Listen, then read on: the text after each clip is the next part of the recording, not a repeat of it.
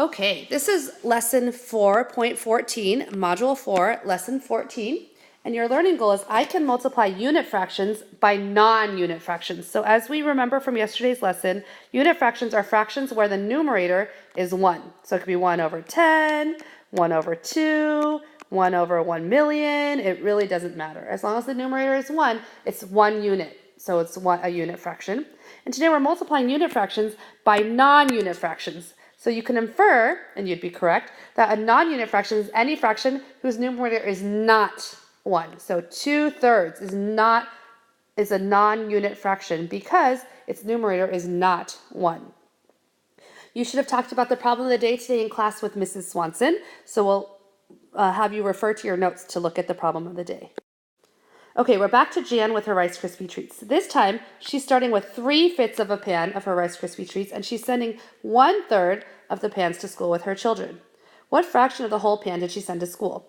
Well, we're going to draw a model in just a second, but I want to ask you, what is 1/3 of $3? Well, it's $1, isn't it? If I had $3, I have to split it into 3 equal groups.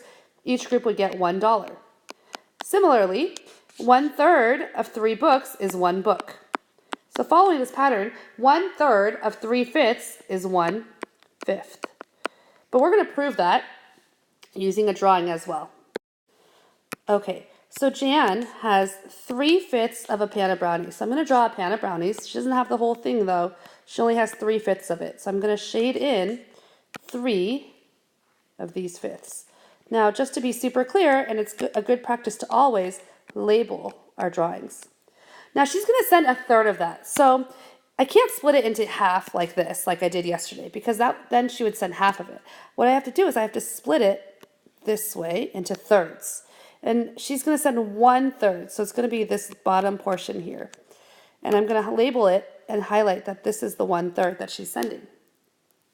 She's not sending 1/3 of the entire pan because there's no brownies over here in the right-hand columns. Okay, so here we can see that we're sending 1/3 of the 3/5 that she started out with.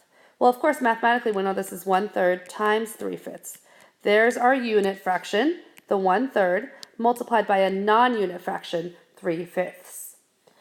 If I look back at my drawing, I can see I've now split my entire brownies into 15 equal-sized sections. So my unit is now 15. The 3, I'm sending 3 pieces because when I highlighted the 1/3 of the 3/5, I ended up with 3 pieces. So she's sending 3/15 to school. Now, of course, we can simplify that to become 1/5 of the pan, which fits what we were saying earlier because 1/3 of 3/5 is 1/5, and we ended up with the same answer. Let's try another example. This time Jan has 3/4 of her pan. So we're going to split the pan into fourths first, and then let's shade in 3 of those fourths. Of course, it's good practice to label 3/4. This time, she's going to send, again, 1/3 of the pan to school. So I have to split that part, her pan, into thirds. And she's going to send 1/3 of it to school, and here is 1/3.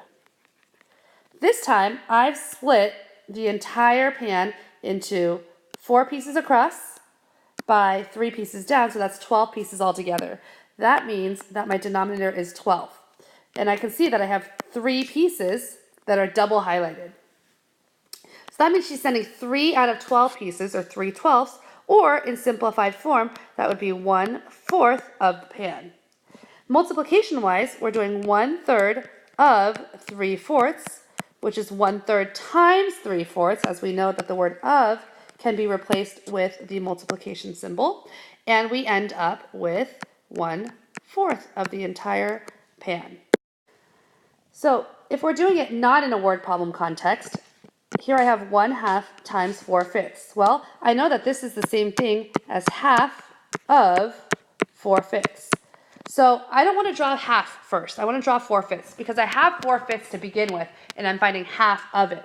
So what I'm going to do is I'm going to show 4/5 by dividing my unit into fifths and highlighting or shading in 4 of those fifths.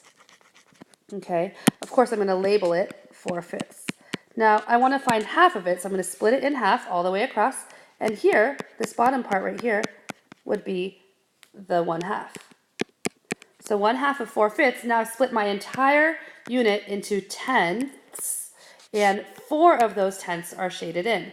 Therefore, this drawing proves that 1/2 times 4/5 is equal to 4/10. In this problem, it says that 3/4 of Benjamin's garden is planted in vegetables.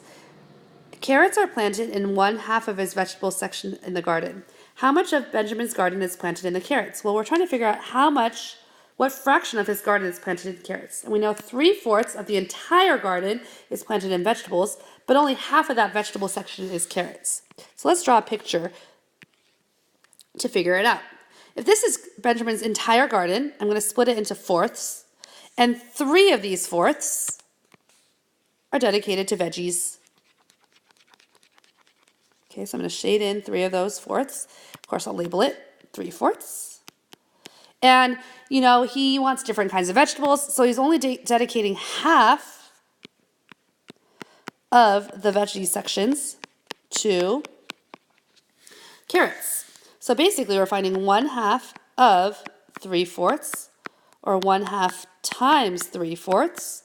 And I can see now I've split my entire garden into 1, 2, 3, 4, 5, 6, 7, 8 sections. So my unit will be eighths.